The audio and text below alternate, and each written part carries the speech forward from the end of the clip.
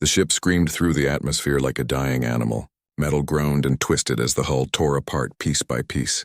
Inside the cockpit, Sergeant Do-Hyun Kim fought with the controls, his knuckles white against the steering mechanism. Red warning lights flashed everywhere. The computer kept repeating the same message over and over.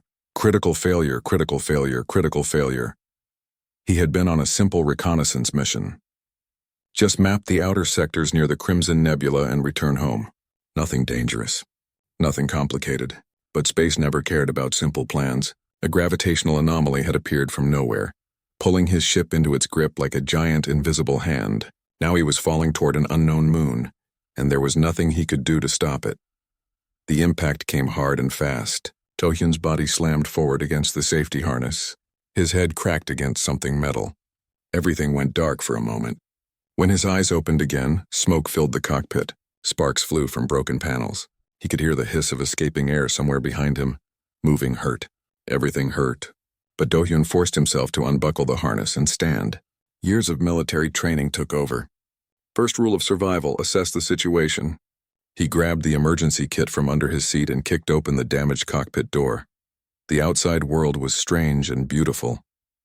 Massive crystalline trees rose up all around him, their surfaces reflecting light in 1,000 different colors. The sky above was purple, streaked with orange clouds. 2 small suns hung on the horizon. The air smelled wrong, like burning metal mixed with something sweet. His suit's sensors immediately started beeping. Toxic atmosphere. He had maybe 6 hours before he would need to set up a proper shelter. Do-Hyun walked around his ship, the Steadfast. She looked terrible. The entire left side was crushed inward.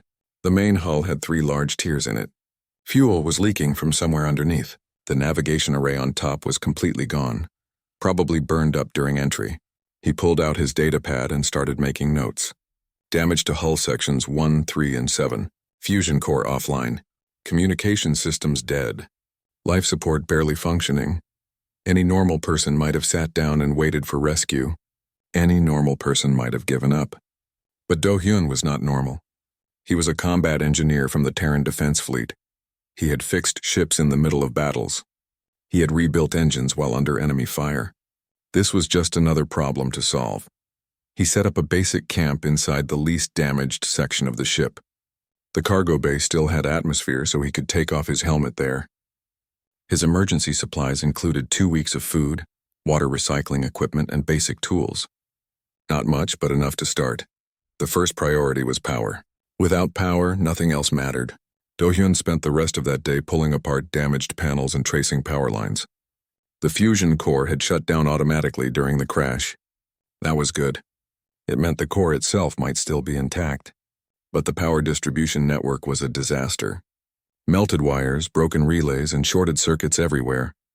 As darkness fell, the temperature dropped fast. Do-Hyun worked by the light of a small emergency lamp, his breath forming clouds in the cold air. His fingers were numb, but he kept working. He stripped wire from non-essential systems and used it to bypass damaged sections. He pulled working relays from destroyed panels and installed them in critical systems. Slowly, carefully, he rebuilt the power network one connection at a time. Around midnight, he finally had enough connections repaired to try a restart. He held his breath and pressed the activation button. For a long moment, nothing happened. Then the fusion core hummed to life. Dim lights flickered on throughout the cargo bay. The life support system started up with a rattling cough. It was not much, but it was progress. Do-Hyun allowed himself 5 minutes of rest. He sat against a wall, drinking recycled water and eating a protein bar that tasted like cardboard. His entire body ached. Blood dripped from a cut on his forehead. His hands were covered in burns and cuts. But he was alive. His ship had power. Tomorrow he would work on communications. He did not know that his distress beacon had activated automatically during the crash. He did not know that the signal was being detected by sensors far away. He did not know that a massive alien warship was already changing course toward his location. The second day started early. Do-Hyun woke before dawn and immediately went back to work. The communication system was worse than the power network. Most of the equipment had been physically destroyed in the crash. But he found one working transmitter buried in the wreckage. It was designed for short range only, but maybe he could boost its power somehow. He was deep in the guts of the ship, welding a new antenna mount, when he heard it. a sound like thunder but continuous, growing louder. He climbed out and looked up just in time to see a ship descending from the sky. But this was not a human ship. It was massive, easily 10 times the size of his frigate. Its hull was dark red and covered in strange symbols. The design was like nothing he had ever seen before. The alien ship landed about 100 meters away. The ground shook from its weight. A large ramp extended down from its belly, and figures began walking out. Do-hyun's heart hammered in his chest. He had heard stories about alien species in the outer sectors. Most of them were not friendly to humans. The figures were enormous. Even from a distance, Do-hyun could see they stood at least twice his height. They wore armor that looked like it was made from black metal and bone. They carried weapons that glowed with strange energy, and they were walking directly toward him. Do-hyun stood his ground. He had no weapons. His ship could not fly. Running would be pointless. So he did the only thing he could do. He picked up his welding torch, turned his back to the approaching aliens, and continued working on his antenna mount. If these were his last moments, he would face them with dignity. He would die doing what he did best, fixing his ship. The footsteps grew closer. He could feel their eyes on his back. But Do-hyun kept his hand steady. The torch hissed as it melted metal. Sparks flew in small arcs. His heart pounded, but his hands did not shake. Whatever happened next, they would see that humans did not break easily. The footsteps stopped directly behind him. Do-hyun could feel their presence like a physical weight pressing against his back.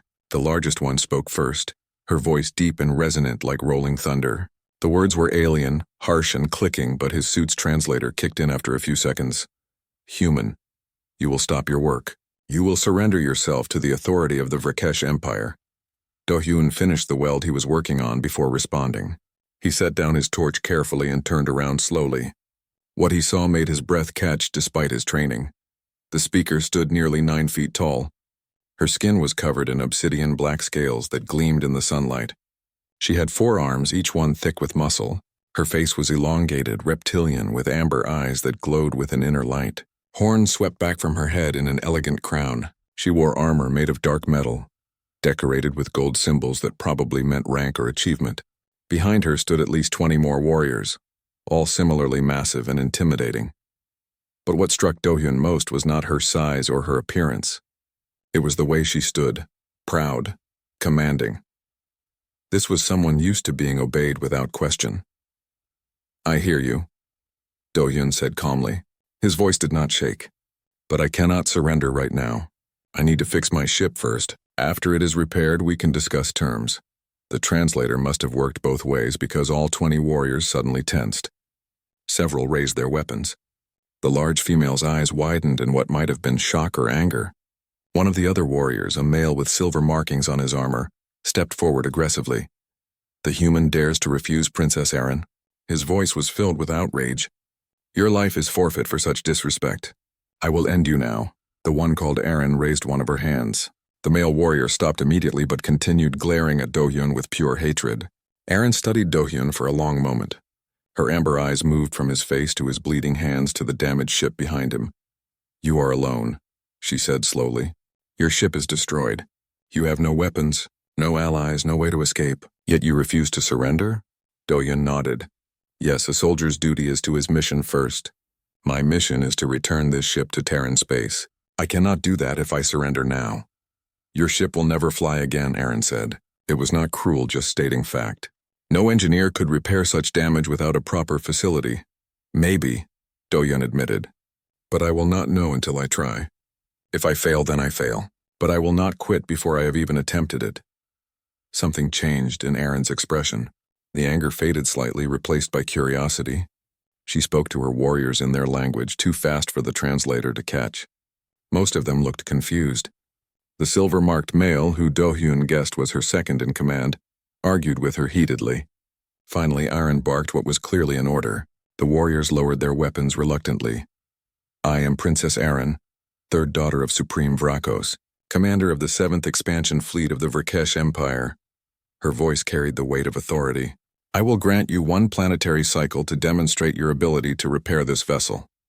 If you succeed, we will discuss your situation further.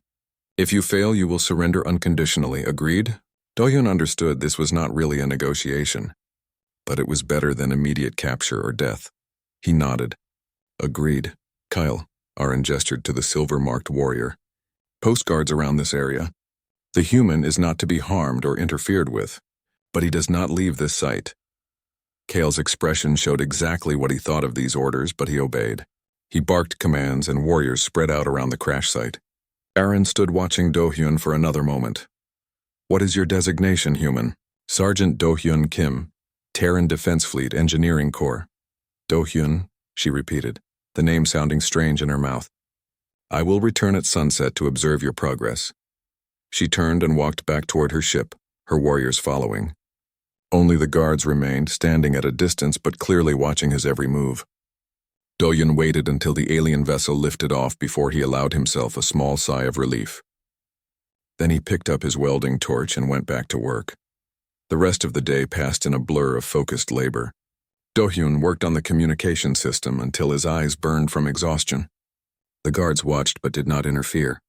Around midday, he noticed one of them had moved closer, apparently fascinated by what he was doing.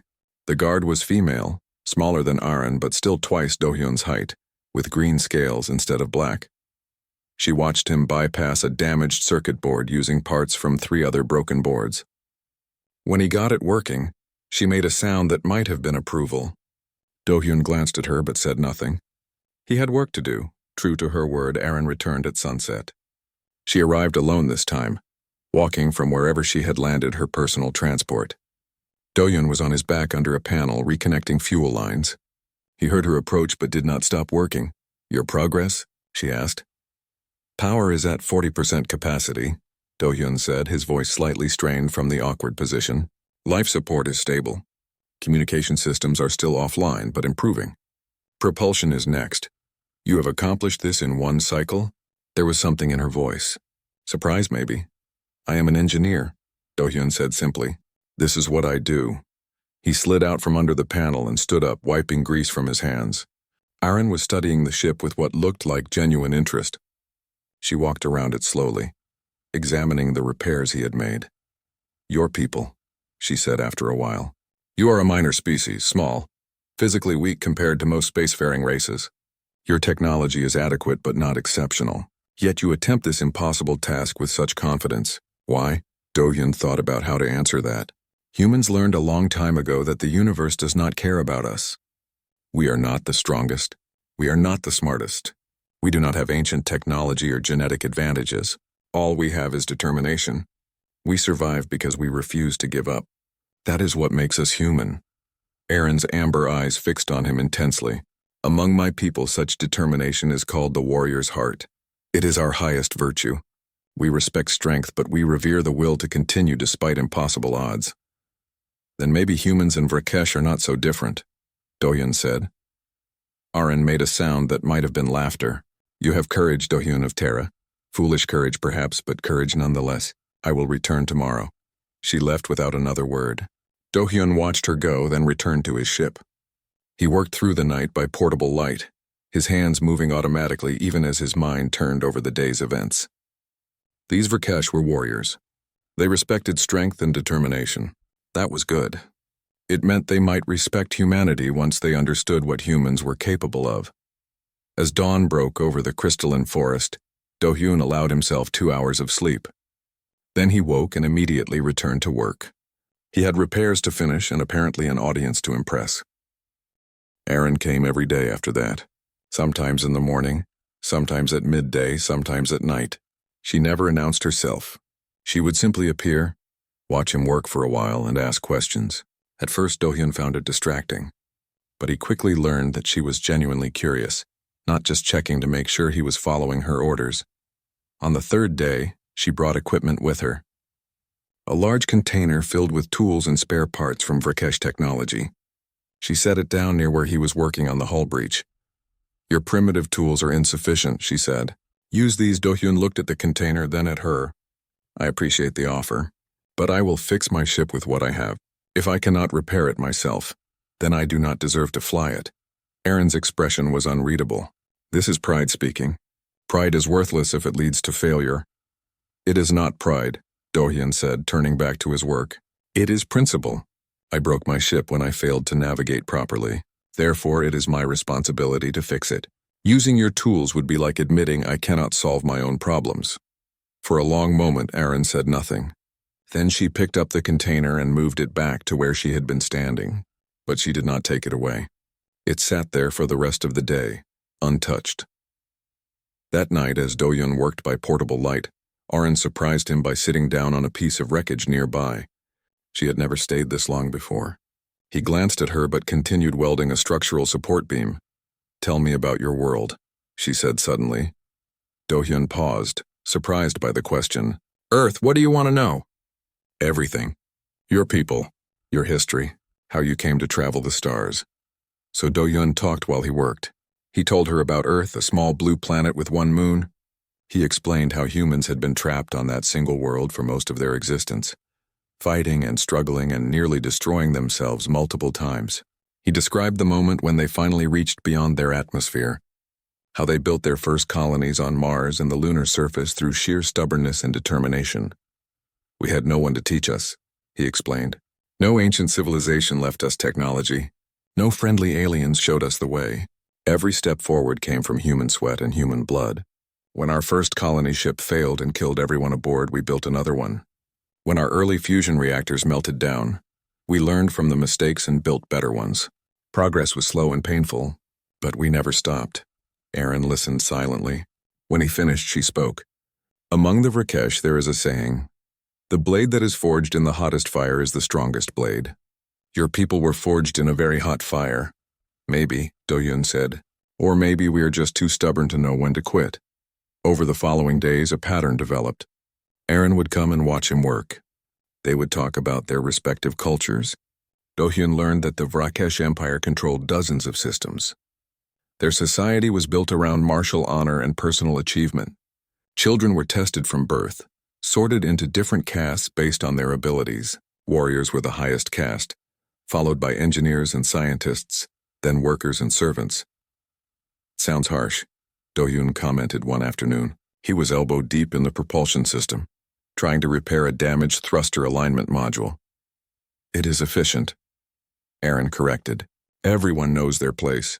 Everyone contributes according to their abilities. There is no confusion, no wasted potential. But what if someone wants to be something different than what they were sorted into? Then they prove themselves worthy through the trials. If they succeed, they can change castes. If they fail, they remain where they are." "And you?" Do-Hyun asked. "You are a princess. Did you have to take these trials?" Aaron's expression darkened slightly. "I am third daughter. I have 2 older sisters who will inherit before me. To prove my worth, I chose the warrior path. I completed 7 trials, each one nearly killing me. I earned my rank as fleet commander through blood and victory, not through my father's name." There was fierce pride in her voice.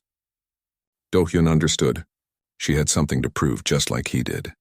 On the 8th day, Kale returned with Aaron.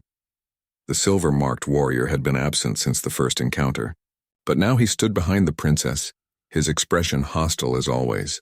He watched Do-Hyun work with obvious contempt. "This is a waste of time, princess," Kyle said loudly. "The human makes no real progress. He plays with broken metal like a child with toys. We should take him as prisoner now and return to the fleet." Aaron did not respond to Kyle. Instead, she walked closer to where Do-Hyun was installing a repaired power coupling. "What is your progress, Do-Hyun?" "Power is now at 70%, Do-Hyun reported without stopping his work. "Life support is fully operational. Communication system will be online by tomorrow. Propulsion is the main problem. The fusion core is stable, but the thruster assemblies took heavy damage. I am rebuilding them piece by piece." "And how long?" Aaron asked. 4 more days. "Maybe 5. Kale laughed, a harsh barking sound. "Impossible. I have seen the damage. Those thrusters need complete replacement. They cannot be repaired with such primitive methods."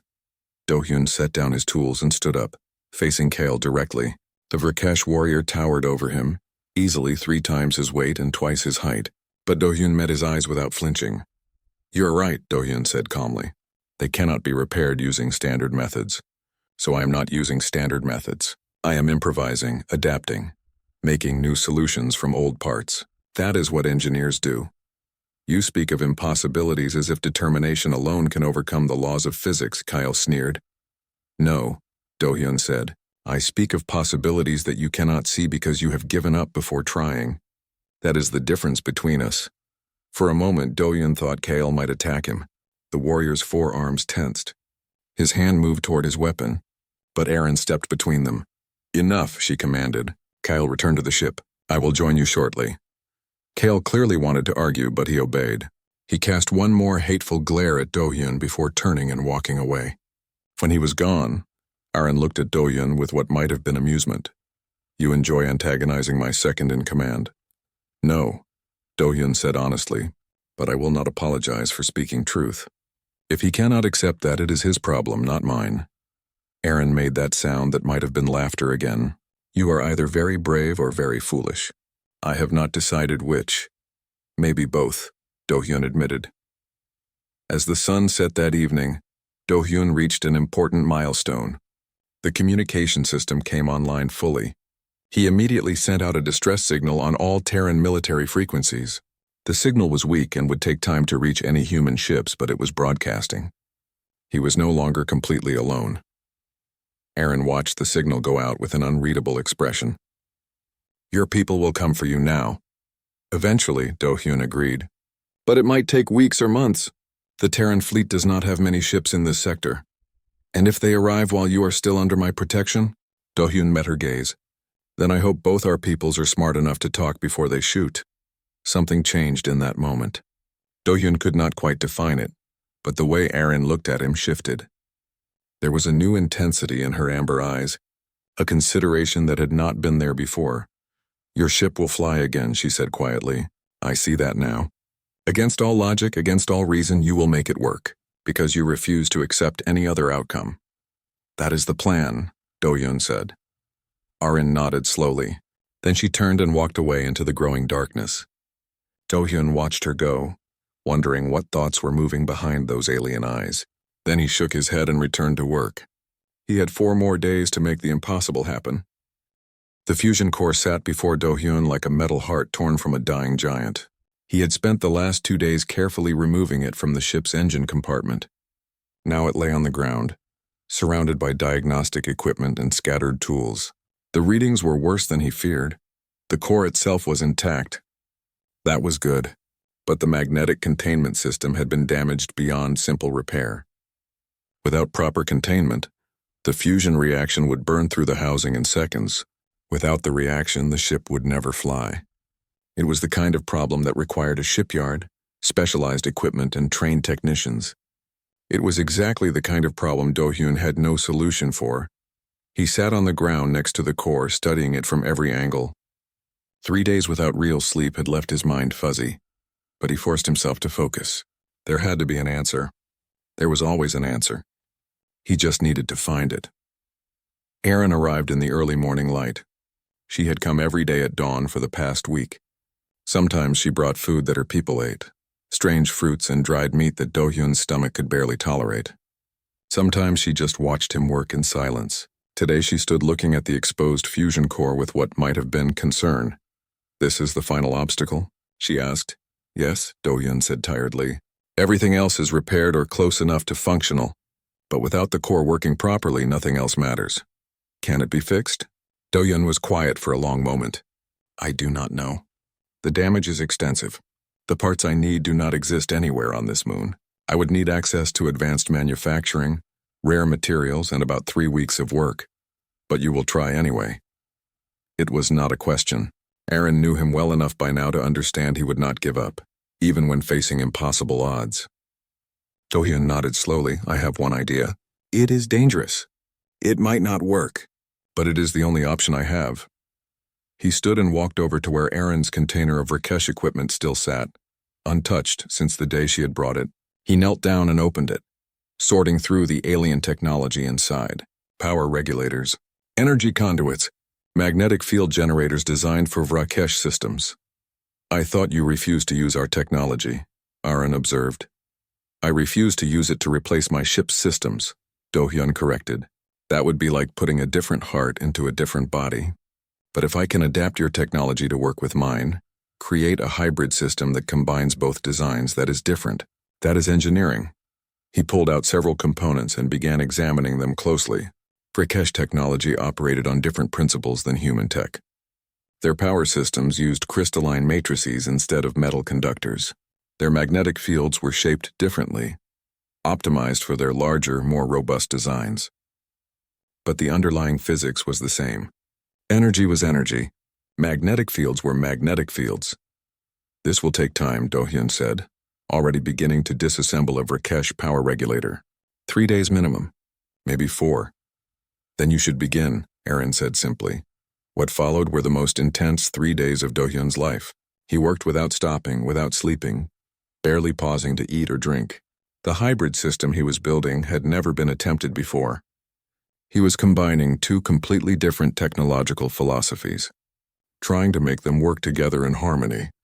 The Vrakesh crystalline matrices had to be carefully shaped and tuned to match human power frequencies. The magnetic field generators needed complete reprogramming to match the fusion core's specifications. Every connection had to be perfect. One mistake, one miscalculation, and the entire system would fail catastrophically. Aaron stayed with him through most of it. She asked questions about what he was doing, and Do-hyun explained when he could. She brought him food and water when he forgot to eat. Once, when he nearly collapsed from exhaustion, she physically lifted him and made him rest for 2 hours. He woke to find her standing guard over him while he slept, her massive form silhouetted against the alien sky. On the second day of work, Kyle arrived with 3 other warriors. They watched Do-hyun's progress with obvious skepticism. Kyle spoke to Aaron in their language, his tone urgent and angry. Aaron responded curtly, and the warriors left, but Kyle remained. "The fleet command questions your judgment, Princess," Kyle said in a voice loud enough for Do-hyun to hear. "You spend too much time with this human. You neglect your duties. Your sisters plot against you while you waste time watching primitive repairs. My judgment is my own," Aaron responded coldly, "and I waste nothing. I am witnessing something remarkable." "Remarkable?" Kyle laughed harshly. "He plays with broken metal and crystal like a child building toys." "There is nothing remarkable here." Do-hyun did not look up from his work. He was too focused on aligning a magnetic field emitter with micrometer precision. But he filed away Kale's words. The warriors' hostility was growing, and that could become a problem. On the 3rd day, Do-hyun finished the hybrid containment system. He had not slept in 70 hours. His hands shook with exhaustion. His vision blurred at the edges. But the work was done. The new system was ready for installation. Getting it back into the engine compartment required careful maneuvering. The hybrid system was bulkier than the original, and Do-hyun had to modify the mounting points to make it fit. His hands left bloody marks on the metal as he worked. Old cuts had reopened. New injuries joined them. He barely noticed. Finally, as the 3rd sun began to set, everything was in place. Do-hyun stood in the cargo bay, facing the main engineering console. The moment of truth had arrived. He placed his hand on the activation control. Aaron stood behind him along with Kyle and several other Vrakesh warriors who had gathered to witness the attempt. The air felt heavy with tension. Even Kale had fallen silent. "If this fails," Do-hyun said quietly, "the core might explode. The blast would destroy the ship and probably kill anyone within 100 meters. "Then we should step back," Aaron suggested. "No," Do-hyun said. "If it fails, I want witnesses. I want someone to report what happened here. To tell my people that I tried." He pressed the activation control. For 3 long seconds, nothing happened. Then the fusion core hummed to life. The sound started low, almost subsonic, and rose in pitch. The hybrid containment system glowed with blue-white light as the magnetic fields engaged. Energy readings appeared on the console, climbing steadily. Power flowed through newly repaired systems. The ship's main lights came on. Full brightness, not the dim emergency lighting Do-hyun had been working with. The life support system kicked into high gear. The navigation computer began its startup sequence. Thruster assemblies activated and ran through self-diagnostics. Do-hyun stared at the console in disbelief. It was working. Against all odds, against all logic, it was actually working. The hybrid system was holding steady. Power output was at 95% of normal capacity. All critical systems showed green status. Behind him, he heard one of the Vrakesh warriors speak in an awed voice. "Impossible. This should not be possible." But Aaron said nothing. When Do-hyun finally turned around, he found her staring at him with an intensity that made him uncomfortable.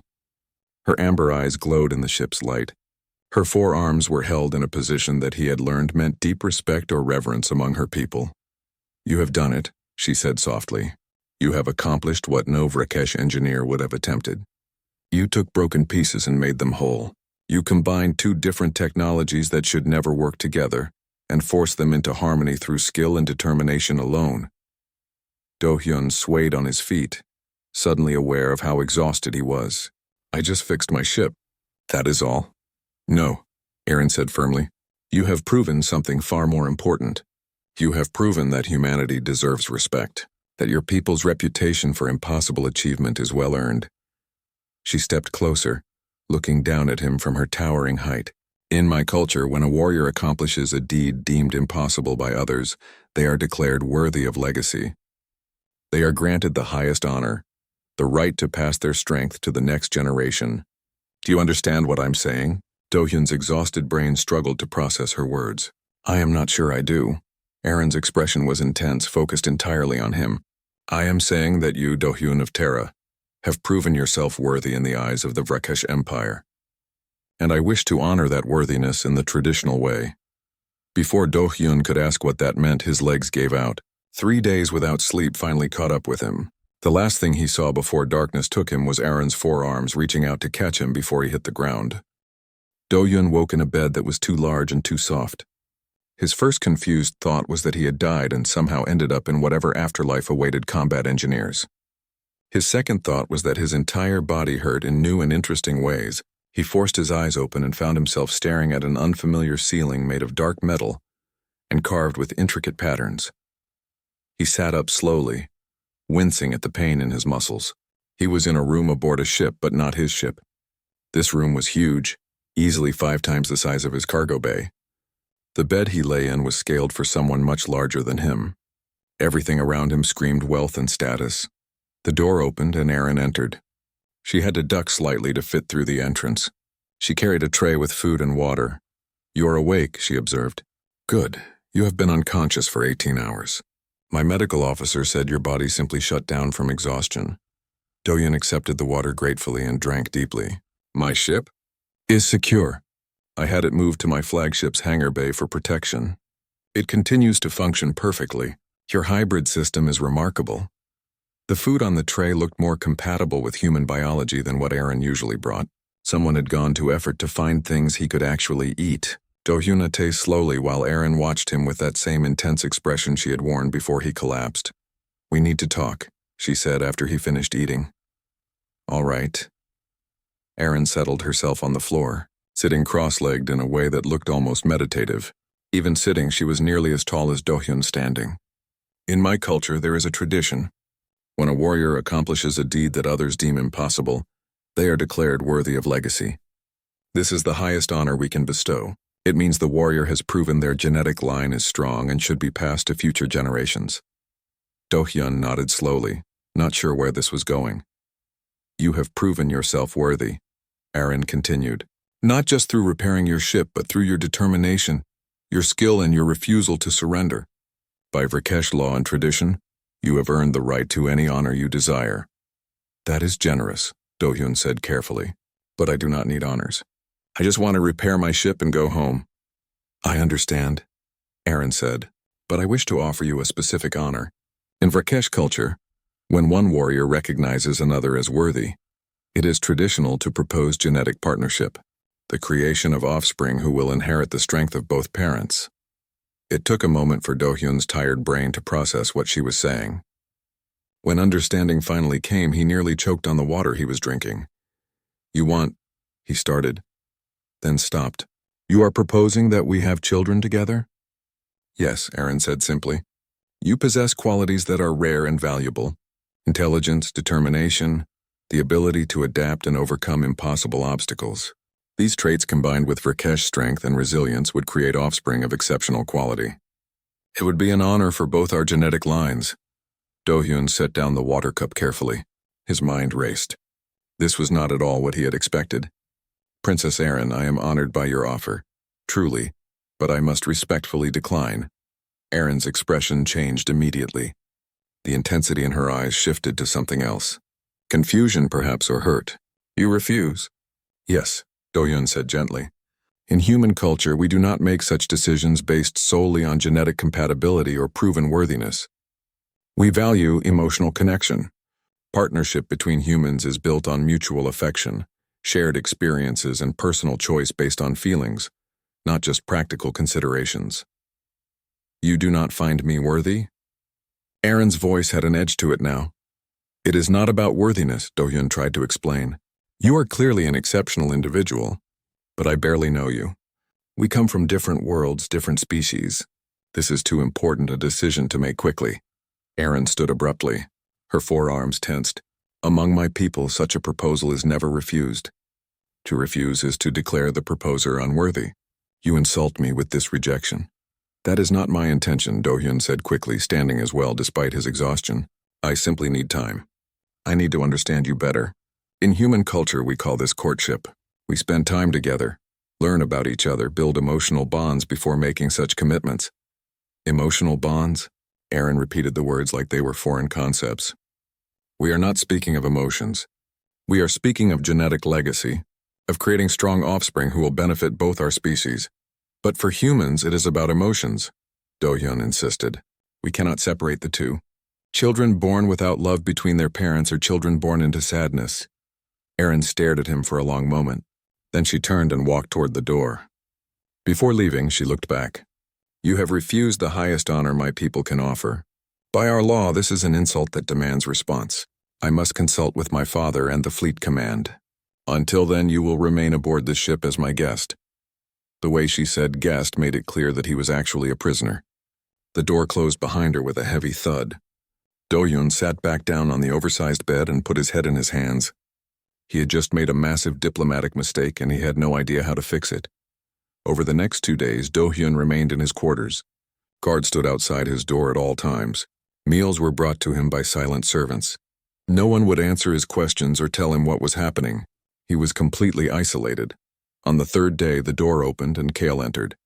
The silver-marked warrior looked pleased in a way that made Do-hyun's instinct scream danger. Human, Kyle said with obvious satisfaction. Your insult to Princess Aaron has been reported to the fleet command and to Supreme Vrakos himself.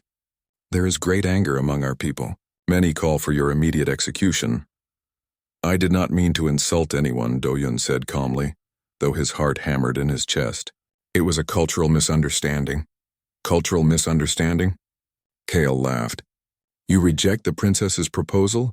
You declare her unworthy and you call it misunderstanding? No, human. You have committed a grave offense. Princess Aaron argues for mercy, claims you did not understand our ways, but others are not so generous. What happens now? Do-hyun asked. Now we debate your fate, Kyle said. The fleet command meets to decide if you should die for your insult, or if Princess Aaron's petition for mercy should be granted. Personally, I hope they choose death. You have been a distraction and a problem since you arrived. It would be better for everyone if you simply ceased to exist.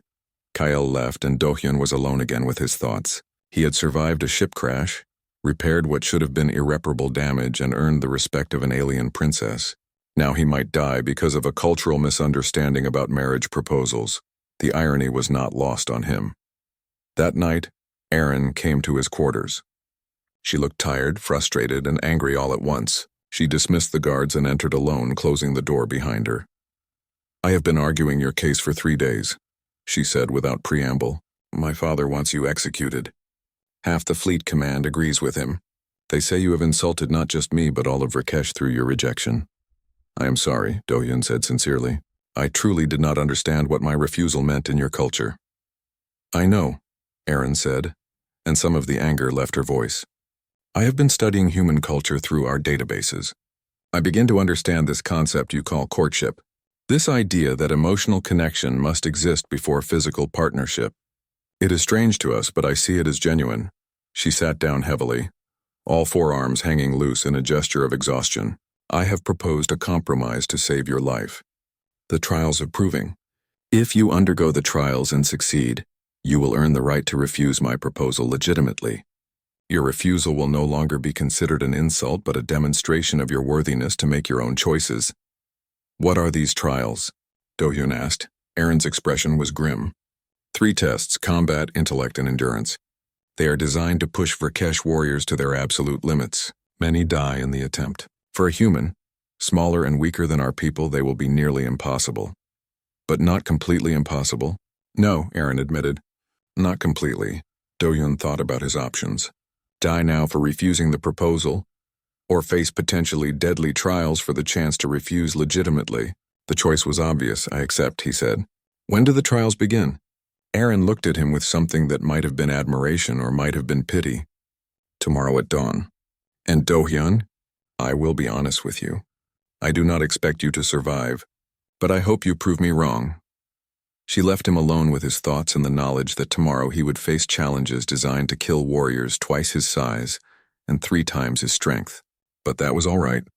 Do-hyun had faced impossible odds before. He would face them again. Dawn came too quickly. Do-hyun was escorted from his quarters to a massive arena aboard the flagship. The space was large enough to hold several hundred Vrakish warriors, and it seemed every single one of them had come to watch. They filled the tiered seating around the central platform, their voices creating a rumble like distant thunder. Aaron stood at the center of the arena alongside her father, Supreme Vrakos. The Supreme was even larger than his daughter, his scales a deep crimson marked with gold. His presence radiated authority and barely contained violence. Next to him stood Aaron's 2 older sisters, both watching Do-hyun with expressions of contempt. Kyle stood nearby, his satisfaction obvious. Human, Supreme Vrakos' voice boomed across the arena. You have insulted my daughter and through her all of Rakesh. By rights, you should die. But Princess Aaron has invoked the ancient right of trial by proving. You will face 3 challenges. If you succeed in all 3, your refusal of her proposal will be considered legitimate, and no dishonor will attach to either party. If you fail any trial, you will die. Do you understand? I understand, Do-hyun said. His voice was steady despite the fear coiling in his stomach. Then let the first trial begin, the trial of combat. A gate opened on the far side of the arena, and 3 Vrakesh warriors stepped out. They were young, probably the equivalent of teenagers in their species, but each one still stood 7 feet tall and outweighed Do-hyun by at least 200 pounds. They carried bladed weapons and wore light armor. Do-hyun was handed a single weapon, a metal staff about 6 feet long. No armor, no other equipment. You must defeat all 3 opponents, Supreme Vrakos announced. Death is not required, only submission. Begin. The 3 warriors spread out, surrounding Do-hyun in a triangle formation. They moved with trained coordination, clearly having fought together before. The first attack came fast from his left. Do-hyun barely got his staff up in time to deflect the blade strike. The arena erupted with cheers and jeers. The Vrakesh crowd was clearly entertained by watching the small human try to defend himself. Do-hyun blocked another strike, then a third. His arms jarred with each impact. These warriors were strong and they knew it, but strength was not everything. Do-hyun had spent years in combat training. He understood leverage, momentum, and how to use an opponent's size against them. When the next strike came, he did not block. Instead, he sidestepped and used his staff to hook the warrior's leg. The Vrakesh stumbled, his own momentum carrying him forward. Do-hyun struck hard at the back of his knee and the warrior went down. 1 down. 2 to go. The remaining warriors became more cautious. They attacked in coordinated pairs now, trying to overwhelm him. Do-hyun gave ground slowly, his staff spinning in defensive patterns. He was faster than them, more agile. What they had in strength he matched with speed and precision. The fight became a dance. Strike, block, dodge, counter. Do-hyun's muscles screamed with effort. Sweat poured down his face, but he kept moving, kept fighting. When one warrior overextended, Do-hyun swept his legs and struck his head, knocking him unconscious. 2 down. 1 to go. The last warrior was the largest and clearly the most skilled. He did not rush in. He waited, looking for openings. Do-hyun's breathing was ragged now. His arms felt like lead, but he could not afford to show weakness. They circled each other. The crowd had gone quieter, leaning forward to watch. Even the jeers had stopped. Then the warrior attacked with a series of lightning-fast strikes. Do-hyun blocked the first 3, but the 4th caught him in the ribs.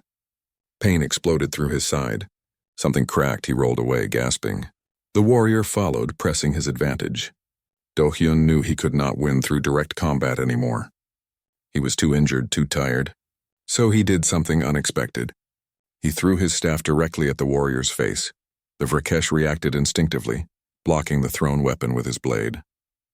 In that split second of distraction, Do-hyun charged forward and tackled the warrior's legs. They went down together in a tangle of limbs. Do-hyun used every dirty trick he had learned in years of combat. Pressure points, joint locks, anything that did not rely on raw strength. Finally, he got his arm around the warrior's throat in a chokehold. "Submit," Do-hyun gasped, "or I will put you to sleep." For a long moment the warrior struggled. Then his hand slapped the ground 3 times, the universal signal of surrender. Do-hyun let go and collapsed onto his back, breathing hard. His ribs screamed with every breath. But he was alive, and he had won. The arena was silent for a moment. Then Aaron began to clap, a slow rhythmic sound. Others joined her. Within seconds, the entire arena was filled with the sound of Vrakesh warriors showing their respect. Even Kale looked grudgingly impressed. Supreme Vrakos nodded slowly. The trial of combat is complete. The human has proven himself capable despite his size. Tomorrow we will test his mind with the trial of intellect. Do-hyun was helped to his feet by Aaron herself. She looked at him with concern. "Your ribs are broken. We must get you to the medical bay." "I will be fine," Do-hyun said, though he swayed as he stood. "You will be treated," Aaron commanded, "and you will rest before tomorrow's trial." The medical bay was fascinating. Vrakesh healing technology was far advanced beyond human capabilities. A medical officer scanned Do-hyun's injuries and applied some kind of gel to his ribs. Within minutes, the pain decreased to a dull ache. The officer said the ribs would fully heal in 2 days with the treatment. That night, Aaron visited him in the medical bay. She sat beside his bed, her expression troubled. "You fought well," she said quietly. "Better than I expected. But the next 2 trials will be different. The trial of intellect tests mental capability under extreme stress. The trial of endurance tests physical and mental limits beyond what most can bear. I will face them," Do-hyun said simply. "Why?" Aaron asked suddenly. "Why do you fight so hard to refuse my proposal? Am I so terrible?" Do-hyun looked at her carefully. "You are not terrible. You are exceptional. Strong, intelligent, honorable. Any man would be honored by your interest. But for humans, these decisions cannot be made without emotional connection. I need to know you, truly know you, before I could even consider such a commitment. And you need to know me." "I am beginning to understand this," Aaron said slowly. "In Vrakesh culture, emotions are considered irrelevant to genetic partnership. We choose mates based on proven strength and capability. But I have been reading about human bonding. This concept you call love. It is strange, but I see it has value." "Then you understand why I must refuse?" Do-hyun asked. "I understand why you believe you must refuse," Aaron corrected. "But I also realize something else. Watching you fight today, seeing your determination and skill, I felt something I have never felt before. Pride, yes. Respect, certainly. But also something else. Something that might be what humans call affection." Do-hyun was quiet, unsure how to respond to that. "I do not propose anymore because of genetic worthiness," Aaron continued. "I propose because I wish to know you better, to understand what creates this connection between humans. If I am honest, I think I wish to experience what you call courtship." "Then help me survive the trials," Do-hyun said. "And afterward we can talk. We can learn about each other properly. Without pressure or obligation. Just 2 people trying to understand one another." Aaron smiled, a gesture she had learned from him. "Very well, engineer. I accept your terms. But first you must survive." The trial of intellect came the next morning. Do-hyun was led to a chamber filled with ancient Vrakesh puzzles and mathematical problems. He had to solve increasingly complex challenges while poisonous gas slowly filled the room. The faster he solved the puzzles, the faster the gas would clear. If he failed or took too long, he would suffocate. It was brutal. His mind raced against time and approaching death. But engineering had taught him to think systematically, to break complex problems into manageable pieces. He solved puzzle after puzzle, his lungs burning as the gas thickened. Finally, with his vision beginning to blur, he completed the final challenge. Fresh air flooded the chamber. 2 trials complete. 1 to go. The trial of endurance was scheduled for the following day. But that evening, something unexpected happened. Aaron's youngest brother, Taemin, came to Do-hyun's quarters in a panic. "Please, you must help," the young Vrakesh said. His scales were pale blue, marking him as barely an adult. There has been a collapse in the lower levels. My brother is trapped. The rescue team says it will take hours to reach him safely, but I know there is a faster way through the maintenance tunnels. You are small enough to fit where our warriors cannot. Do-hyun did not hesitate. Show me. They ran through the ship's corridors, Taemin leading the way. The collapse had happened in an old storage section. Do-hyun squeezed through narrow maintenance access tunnels that no Vrakesh could fit through. He crawled through spaces barely wider than his shoulders, following Taemin's shouted directions. Finally, he reached the trapped brother. The young Vrakesh had a support beam across his legs. Working quickly, Do-hyun used tools from his emergency kit to create a lever system. Slowly, carefully, he lifted the beam enough for the brother to pull himself free. Getting out was harder than getting in. Do-hyun had to help support the injured Vrakesh while navigating back through the narrow tunnels. It took 2 hours of exhausting work, but they finally emerged to find Aaron and a crowd of worried family members waiting. 3 weeks had passed since Do-hyun completed the trials of proving. His ribs had healed completely thanks to Vrakesh medical technology. His ship sat in the flagship's hangar bay, fully repaired and ready to fly. The Terran fleet had finally responded to his distress signal and was sending ships to his location. They would arrive within 5 days. Everything was ready for him to leave. And yet he found himself reluctant to go. The time since the trials had been strange and wonderful. Erin had kept her word about courtship. She visited him daily and they talked for hours. She told him about growing up as the third daughter of a supreme, always having to prove herself worthy of respect. She described the trials she had undergone, the battles she had fought, and the political games she navigated within her family. Do-hyun shared stories of Earth, of growing up on a space colony built by stubborn humans who refused to let harsh conditions defeat them. He explained his decision to join the military, his years of training as an engineer, and his deep belief that every problem had a solution if you looked hard enough. They were different in almost every way possible.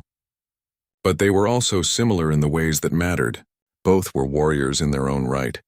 Both valued determination and the refusal to quit. Both understood duty and honor. And slowly, something genuine had begun to grow between them. Erin had introduced him to her family properly.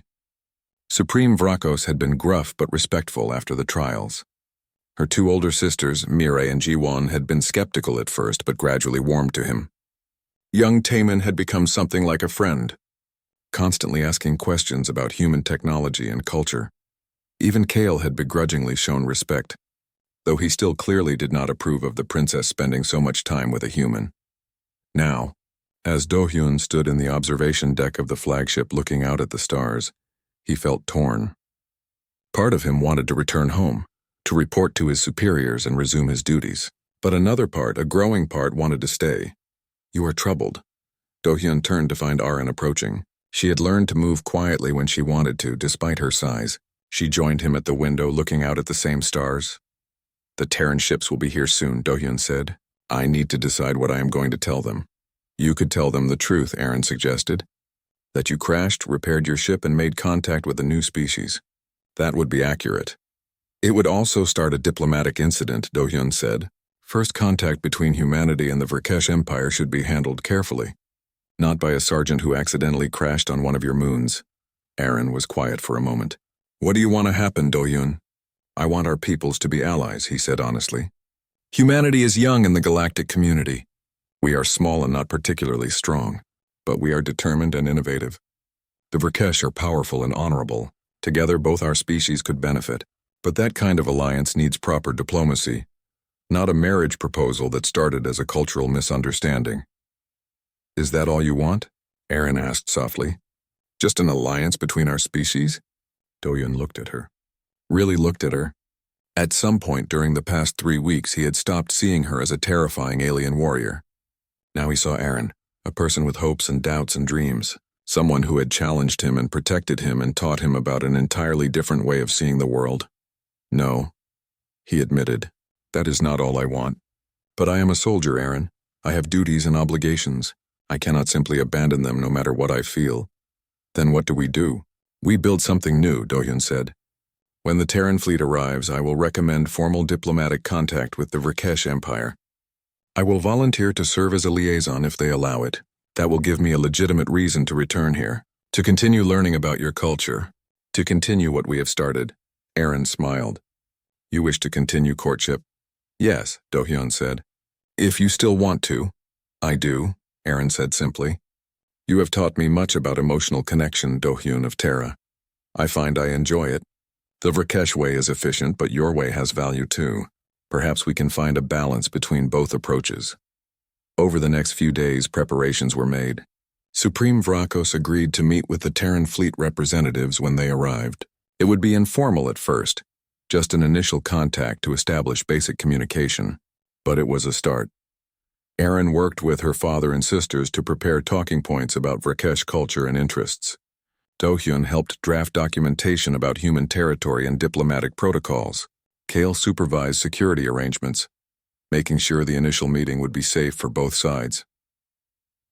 On the day the Terran ships arrived, Do-hyun stood in the flagship's main hangar bay wearing his dress uniform.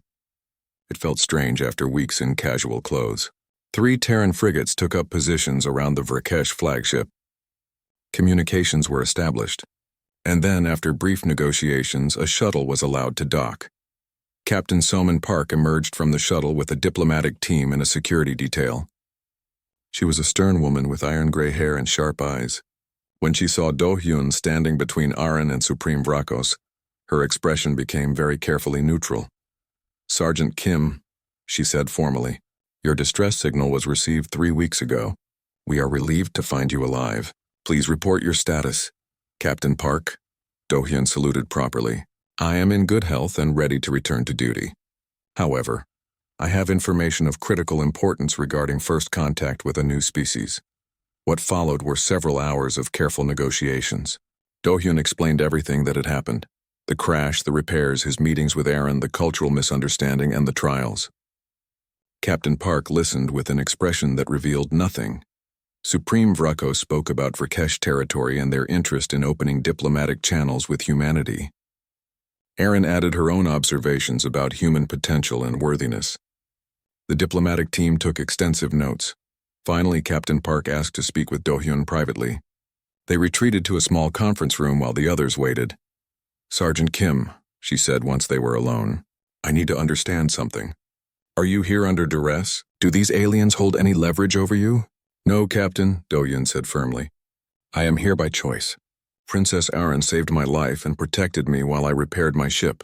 She advocated for me when others wanted me executed. We have developed mutual respect.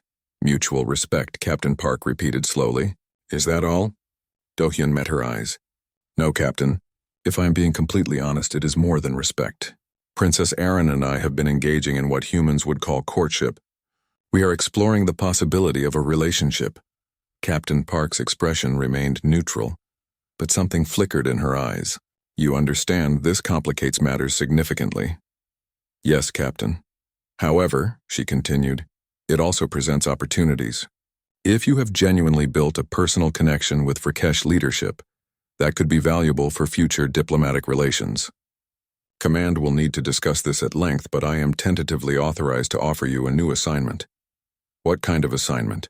Liaison officer to the Vrakesh Empire. Your official duty would be facilitating communication and cultural understanding between our species. Unofficially, you would be our primary contact with their leadership. It is an important position, Sergeant, possibly the most important diplomatic post humanity currently has. Do-hyun felt hope rise in his chest. I accept, Captain. If Command approves, I would be honored to serve in that capacity. Captain Park nodded. Then let us return to the others and continue discussions. We have much to establish. The meeting reconvened and lasted well into the evening. By the end, the basics of an agreement were established. Humanity and the Vrakesh Empire would open formal diplomatic relations. Trade routes would be established. Cultural exchange programs would be initiated. And Sergeant Do-hyun Kim would serve as the first human liaison to the Vrakesh. As the Terran delegation prepared to leave, Captain Park pulled Do-hyun aside one more time. I reviewed the documentation on your ship repairs, she said quietly. What you accomplished should not have been possible. You created a working hybrid system using 2 completely different technological philosophies. Command is very interested in that technology. It was necessary for survival, Do-hyun said. It was impressive regardless. You have proven yourself an exceptional engineer and an inadvertent diplomat. Do not let us down, Sergeant. I will do my best, Captain. After the Terran ships departed, Do-hyun found himself standing in the observation deck again. This time Aaron joined him, along with young Taemin, who had become fascinated by human culture. So you will stay, Aaron said. It was not a question. For a while, yes. My duties now include learning everything I can about Verkesh culture and facilitating understanding between our peoples. That will take time. Good, Taemin said enthusiastically. You can teach me more about human engineering. Your hybrid power system is fascinating. Aaron rested one of her hands on Do-hyun's shoulder, careful to use her strength gently.